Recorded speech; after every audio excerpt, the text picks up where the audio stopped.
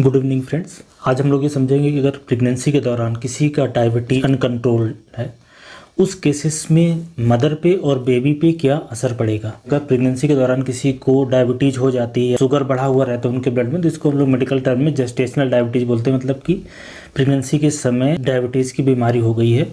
अब अगर ये बीमारी अनकंट्रोल रहती है, मतलब एक जो रिकमेंडेड वैल्यू रहती है उससे ज़्यादा होता है, उस केसेस में बेबी पे भी बुरा असर पड़ता है और मदर पे बुरा असर रहता है। लेकिन अगर आप घर पे कंट्रोल रखते हैं, पूरी प्रेगनेंसी है वो बिल्कुल नॉर्मल हो सकती है। ना तो मदर पे ज़्यादा कोई ख़राब असर आएगा, ना तो बच्चे पे कोई ज़्यादा विशेष फ़र्क आएगा। अब जो वैल्यू है शुगर की, वो जो पीपी है, मतलब खाना खाने के 2 घंटे बाद 120 से ज़्यादा नहीं होना चाहिए, और जो फास्टिंग शुगर है वो 95 से ज़्यादा नहीं होना चाहिए, इससे कम होना चाहिए।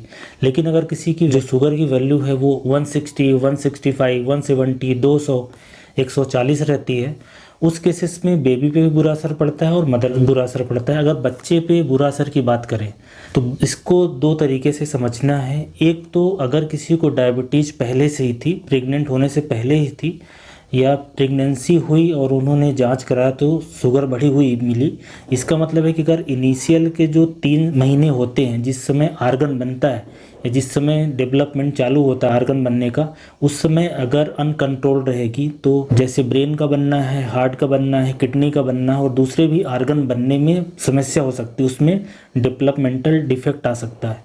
तो हाथ पांव बनने में या हार्ट है, किडनी या ब्रेन बनने में दिक्कत हो सकती है। और अगर 20 हफ्ते के बाद किसी को पता चलती है, मतलब कि प्रेगनेंसी के दौरान जो हार्मोन निकले हैं, स्पेशली जो प्लेसेंटा से निकले हैं, उसके कारण डायबिटीज़ हुई है, तो उस केसेस में एक तो बच्चे का वजन बढ़ता है। तो बच्चे का वजन 3.5 किलो, 4 किलो, 4.5 किलो ऐसा हो जाता है। तो बच्चे का एक तो वेट बढ़ जाता है। इसके अलावा उसके लंग्स की मैच्योरिटी में दिक्कत होती है। जो लंग्स है, उसका फेफड़ा है, वो अच्छे से मैच्योर नहीं होता, तो जो रिस्पायरेटरी समस्या है, जो सांस से संबंधित समस्या है, वो होने का खतरा बना रहता है। इसके अलावा जब बच्चा पैदा होता है तो उस केसेस में उसको हाइपोग्लाइसीमिया होने का चांसेस रहता है, मतलब कि ग्लूकोज की वैल्यू कम होने की समस्या रहती है। और हाइपोकैल्सीमिया भी हो सकता है, कैल्शियम का भी लेवल कम हो सकता है। तो हाइपोग्लाइसीमिया, हाइपोकैल्सीमिया, ये 2 समस्या है। और ऐसा भी देखा गया है कि जो बच्चे होते हैं उसमें आरबीसी की वैल्यू बढ़ी होने से, पॉलीसाइथेमिया होने की वजह से, जब वो आरबीसी टूटता है तो जॉन्डिस की भी समस्या होती है। तो डिलीवरी के बाद सांस की समस्या है, जॉन्डिस होने की समस्या है, ग्लूकोज का कम होना और कैल्शियम का कम होना, ये होता है। और पेट के अंदर रहते रहते उनका जो वेट है वो बढ़ जाता है।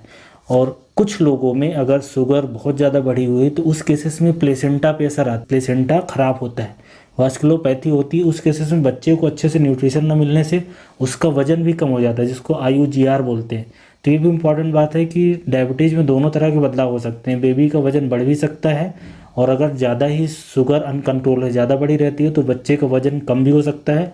और कुछ केसेस में बच्चे की डेथ भी हो जाती है पेट के अंदर ही, और कुछ केसेस में बेबी पैदा होने के बाद उसकी डेथ हो जाती है। तो इस तरह के बहुत सारे बदलाव हैं जो बच्चे के अंदर हो सकते हैं। इसलिए प्रेगनेंसी के दौरान शुगर की जांच कराना बहुत ज़रूरी है और उस पर कंट्रोल रखना बहुत ज़रूरी है।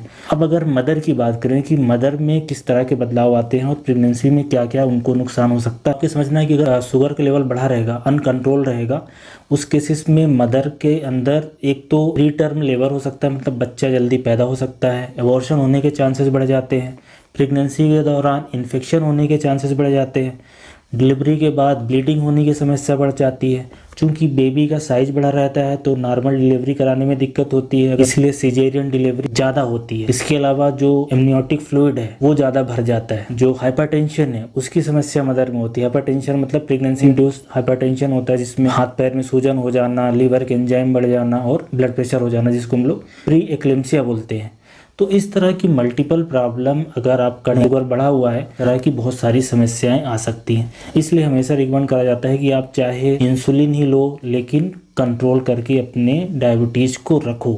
और एक और नुकसान होता है प्रेगनेंसी में, अगर किसी को डायबिटीज़ है, अनकंट्रोल्ड है, कि आने वाले कुछ सालों में अगर आप डायबिटीज़ कंट्रोल नहीं करते हैं, जब ये डिलीवरी हो जाएगी उसके बाद आने वाले समय में आपको डायबिटीज़ होने की संभावना बढ़ जाती है। अगर डायबिटीज़ किसी को है, किसी लेडी को डायबिटीज़ है, तो उनको समय समय पे जांच कराना है। डाइट से एक्सरसाइज, इंसुलिन और मेटफॉर्मिन, इसे कंट्रोल करके रखना। अगर आप नहीं कर पाते हैं तो ये जो मैंने परेशानियां बताई हैं बेबी को अलग समस्या होती है और मदर को अलग समस्या होती है, लेकिन अगर आप कंट्रोल करके रखते हो तो ज़्यादातर केसेस में कोई प्रॉब्लम नहीं आती है। ऐसा रिसर्च में देखा गया है कि अगर किसी का डायबिटीज़ कंट्रोल है तो उसके अंदर जो समस्या होती है उसका इंसिडेंस जनरल पॉपुलेशन में जितना समस्याएं होती हैं सिर्फ उतना ही होता है। मतलब फिर डायबिटीज़ के कारण अगर कंट्रोल है तो फिर अलग से कोई खास समस्या नहीं होगी।